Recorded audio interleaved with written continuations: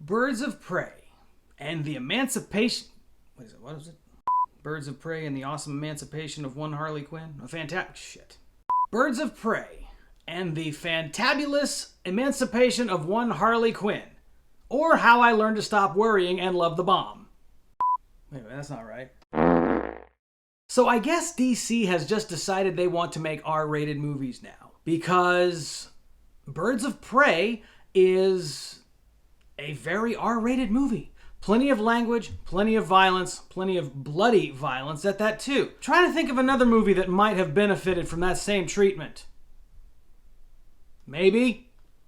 I feel like there was a lot less studio meddling in the making of Birds of Prey. This movie has a beautiful aesthetic. It has a great soundtrack. It's got some awesome fight scenes. And it's got Harley Quinn. That's pretty much all I can say about this movie. As I'm sure you're aware by now, Margot Robbie is reprising her role as the titular Harley Quinn, and she does a great job. I have a hard time thinking of anybody else who could play Harley Quinn as well as she does. I liked her both in Suicide Squad, and I like her in this one as well. This feels like the movie that Suicide Squad could have been, had David Ayers, been a little bit more cut loose to do what he wanted to do with the film.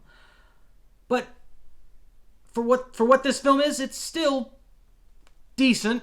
It was okay. The pacing of the film is a little disjointed because there are at least 2 times in the film where it kind of stops in the middle of action and then decides to do a flashback. The first time it does that, the first time we get a sudden flashback, it takes about 20 minutes to get back to the current action, which I find kind of weird. I don't really see why they call this movie Birds of Prey, though, because the whole Birds of Prey thing doesn't really factor in until the very end of the movie. Most of this film really focuses on Harley Quinn, so I don't know why they call it Birds of Prey. They could have just called it the Fantabulous Emancipation of One Harley Quinn, and that would have made a lot more sense. I'm not sure what their plans are to make more films in this vein. If they're making another Birds of Prey movie, you could have called that one Birds of Prey. As I said before, there were some great fight scenes in this film, and I don't just mean like shootouts either. They're like hand-to-hand combat scenes. They're well choreographed, they're well shot.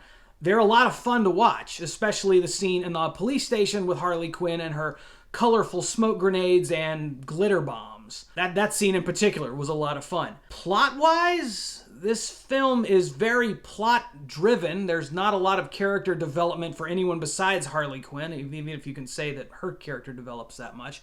But, the other characters, Black Canary and Huntress, and the others, they really don't get a lot of screen time and therefore don't find out a lot about them. Like, you hardly know anything about Black Canary by the end of this film.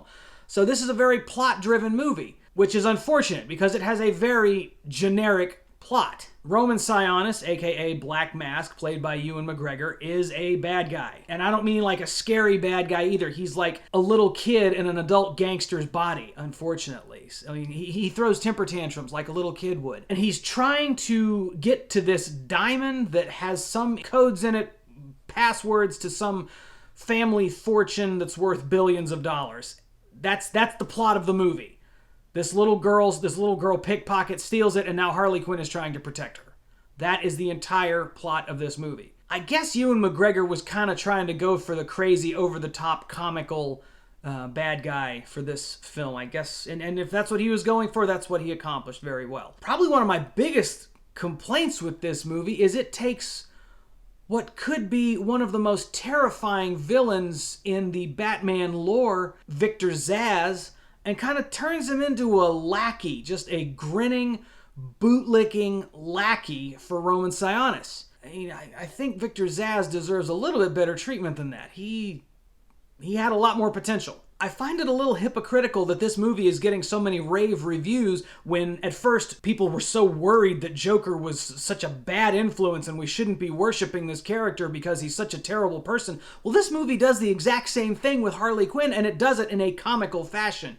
But Harley Quinn is a terrible person as well, and she is very well aware of this. She, at one point in the film, blows up this entire chemical factory, the chemical factory where she, as Harley Quinn, was born, technically.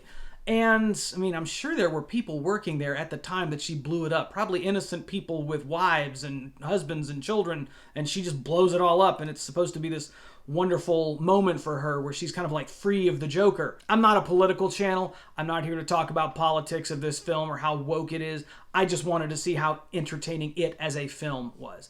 And it was entertaining. I can't necessarily recommend you rush out and go see it right now, but if you enjoyed Margot Robbie as Harley Quinn in Suicide Squad, then you should enjoy this film as well.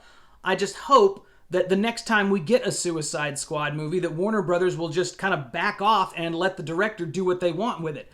Because that kind of feels like what happened with this film. And I feel like it was a lot better because of it. And not just because there was no Jared Leto Joker in it either. So if you've made it this far in the video, let me say thanks for watching. I'm Adam. I do movie reviews as often as I can and keep this channel updated as much as possible. But if you enjoyed this video, give it a like and be sure to subscribe, and I will see you on my next video.